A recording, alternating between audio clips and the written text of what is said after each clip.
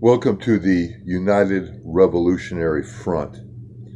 You know something, one of the reasons I wear this hat, which represents first responders, the fire department, is that these are a lot of very, very brave men and women that go out and place their life on the line every day to help people out, whether it be a car crash, whether it be a fire, whether it be a bombing, no matter what kind of a catastrophe.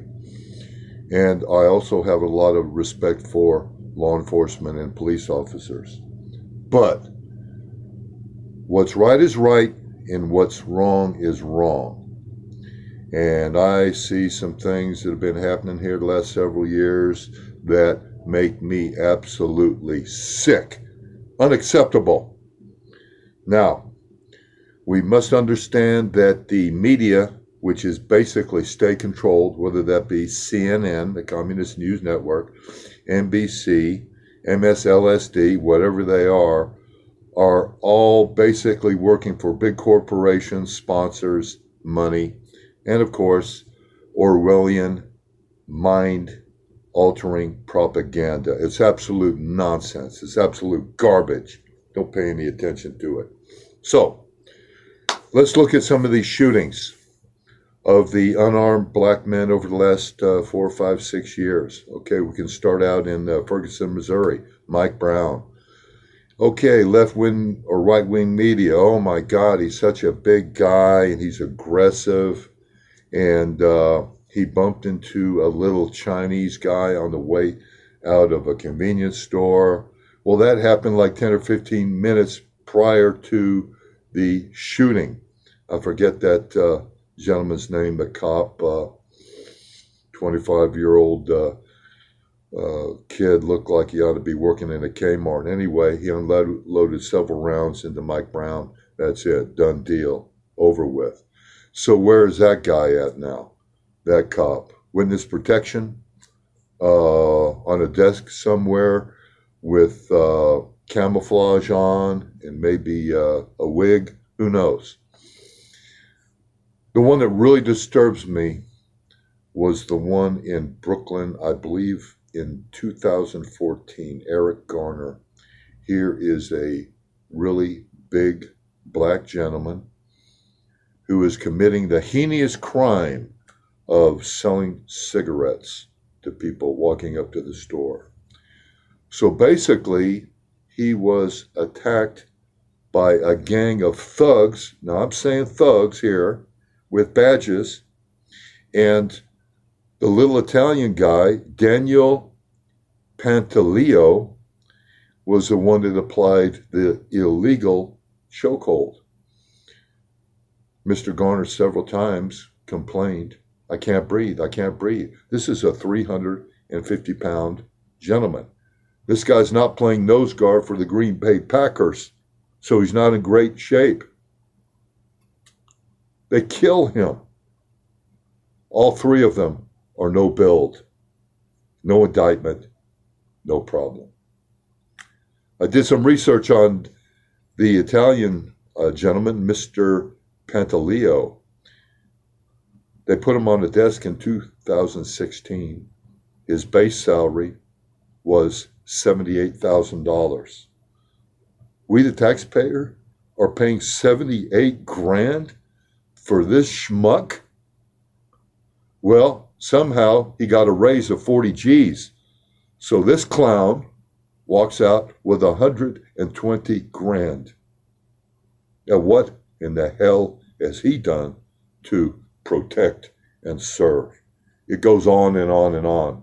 Sacramento, California, recently, Stephon Clark.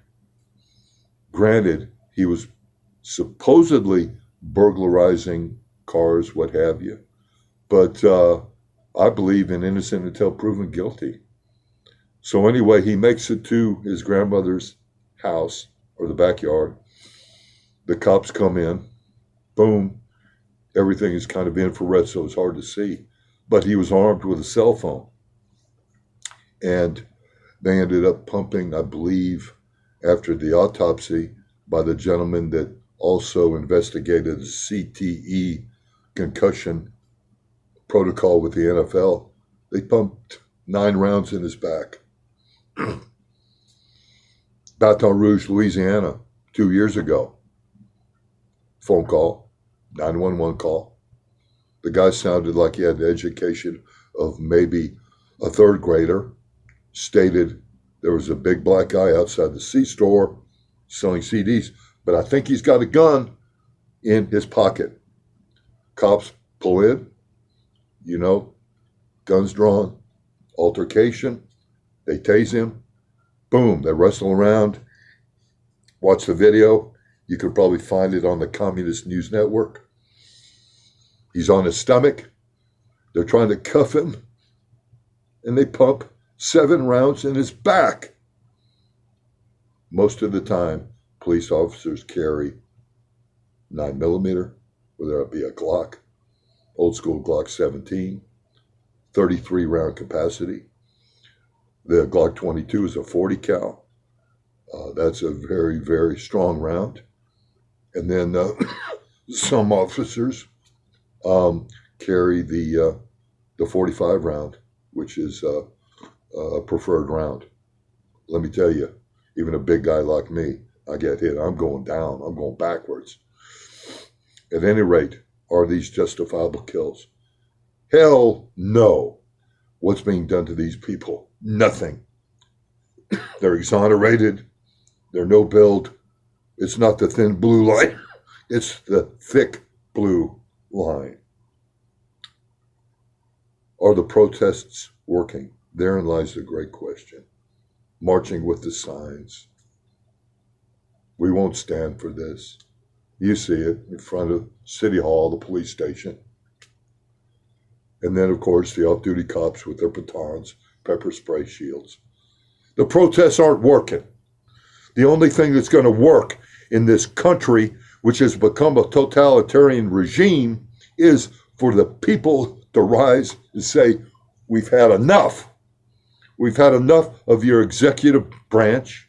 We've had enough of your surveillance cameras. We've had enough of your Gestapo agents, police force on every corner. And we're sick of your tanks. We're sick of being sprayed. And it's time for the community to rise, to throw all of these stinking bums out, including the Supreme Court that wear their black satanic Halloween outfits. They're all a bunch of schmucks. They're all bums. They're all criminals. And how come we the people are standing for it? Well, put down those stinking Android phones. Quit taking those selfies. Quit strolling through the malls and looking for some outfits at Victoria's Secret, and rise and take back this country. I don't care what color you are. I don't care if you're black, wheat, green, blue. We've got to do something to stop this erosion of our freedoms. We need to get prayer back into the schools. We need to have churches that really represent the people, not bilking them of their possessions. There's got to be accountability. Thank you very much. Power to the people.